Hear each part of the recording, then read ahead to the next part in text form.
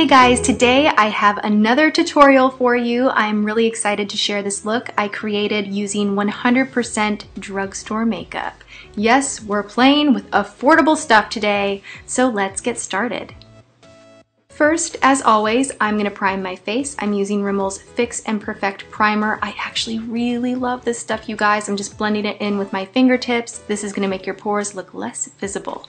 I'm also going to use Rimmel Shadow Primer. This is the Exaggerate Primer all over my lids, just so that my shadow lasts longer and does not crease. Then we're moving to CoverGirl foundation. And I have to let you guys know I did use all Sigma brushes in this tutorial. They're not drugstore, but they are very affordable. I will have a coupon code in the description box below. So I'm just blending in my foundation, and this stuff is very high coverage. For you that have never tried this, you really do need to blend it in, but it is quite nice. Taking a tan matte brown shadow and an E35 brush, which is just a fluffy tapered brush, I'm going to fan this color all back and forth into the crease, but I'm also taking it a little bit upward, almost right up to that brow bone. Then I'm taking one step darker, same brush, and I'm going to emphasize the outer edge of the crease just a little bit to darken things up. Taking L'Oreal's Perpetual Purple, which is such a gorgeous long-wearing shadow, I'm going to pack this color all over my lid, being really careful to not move above the crease. I want the strongest concentration of color to be at the lash line. I am pressing on 2 coats. I know that sounds weird, but you want to go back for more. You want to lay the color down, go back for a second coating of that purple, and then just ever so slightly buff out the edge using the edge of that shadow brush. And that is the Firm Shader brush. This is really great to pack on color without a lot of fallout.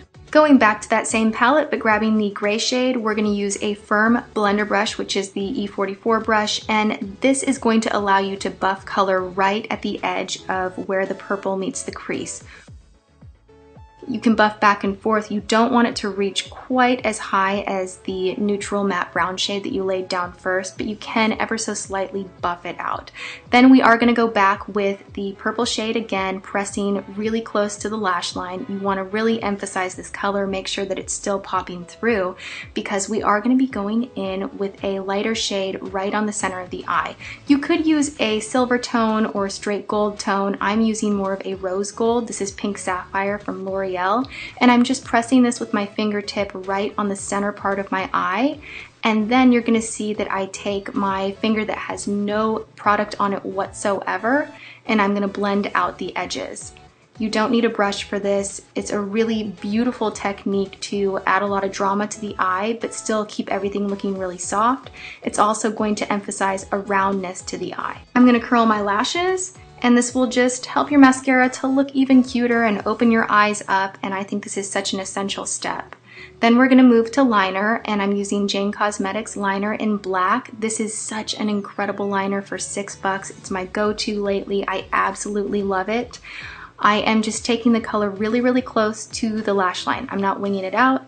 I want to keep my eye shape really round looking for this particular look, and I am just starting at the inner part of my eye and dragging it out. I'm going to do the same thing to the other eye, and then I'm going to make sure that everything looks really even, and I'm going to emphasize the outer edge ever so slightly, adding just a little more color there.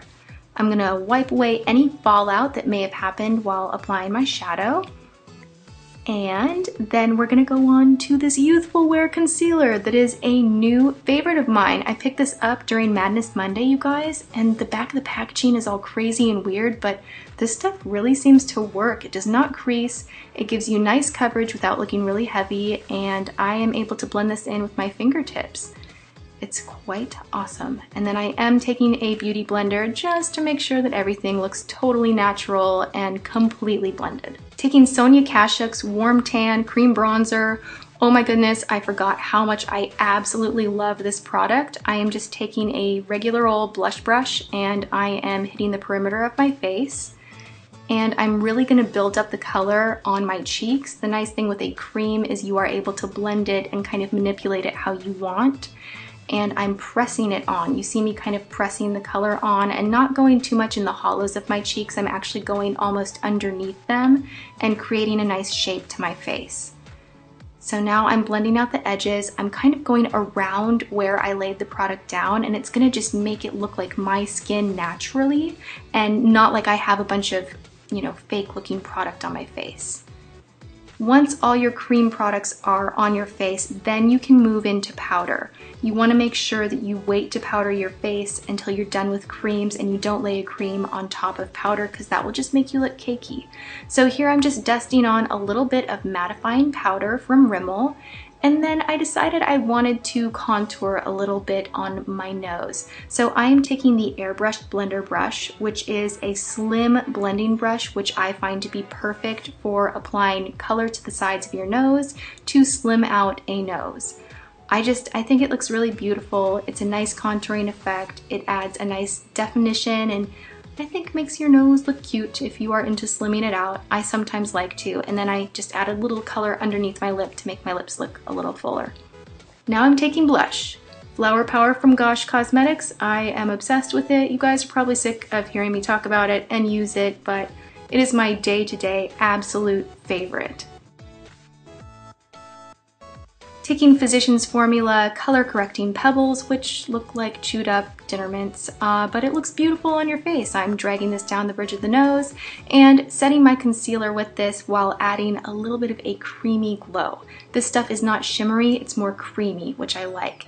And then New York Color has wowed me yet again. They've disappointed me a little bit lately, but this product is so on point. I love it.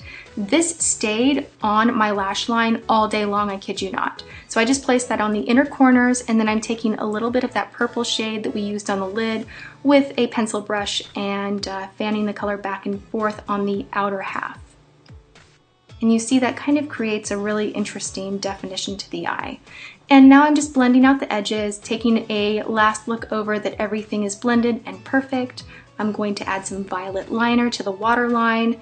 I gotta be honest, this was the first time I used this particular shade and I was slightly disappointed. It wore off really quickly, but you know, for the tutorial it looks cute, but I would not recommend this one. I would recommend the black one. Now I'm taking Rimmel's Brow Pencil in Hazel, and this is a really creamy pencil. I actually really like it. The color seemed a little off for me. I think I will try a different shade because this looked a little orangey on me, but it applied beautifully. So I'm doing my typical outline my brow, top, bottom, and then fill it in, and then I take a spoolie and brush it through and kind of repeat the process. And you see that adds such a dramatic difference. If you would like a tutorial on just brows, let me know. I would be happy to do that. And after the brows were done, I did frame them with a little bit of concealer and that pinpoint brush just to really, really close to the actual brow itself frame it, and that gives a nice lifted look. And then because I'm crazy, I decided to warm up the crease just a tiny bit because we were using a lot of cool tones. I wanted to take a brown and just buff it in ever so slightly, and you see it does make a nice impact and warm things up just a little bit. Taking my go-to drugstore mascara, the Physicians Formula Organic Wear Jumbo Mascara. Some people have issues with this, but man, I love this stuff. I think it makes my lashes look really good and full, and I wear contacts and it doesn't seem to irritate my eyes at all.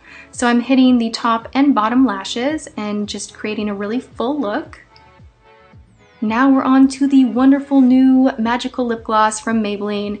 This stuff rocks. I love it. It is so thick, but does not feel thick. I mean, thick in a good way. It just makes your lips look awesome, and it feels really nice, and the color is beautiful. And I decided to go for 2 layers. Why not? It looked even prettier in person. And because you guys usually ask what's on my nails, Precious Peacock from New York Color, and voila, we're done.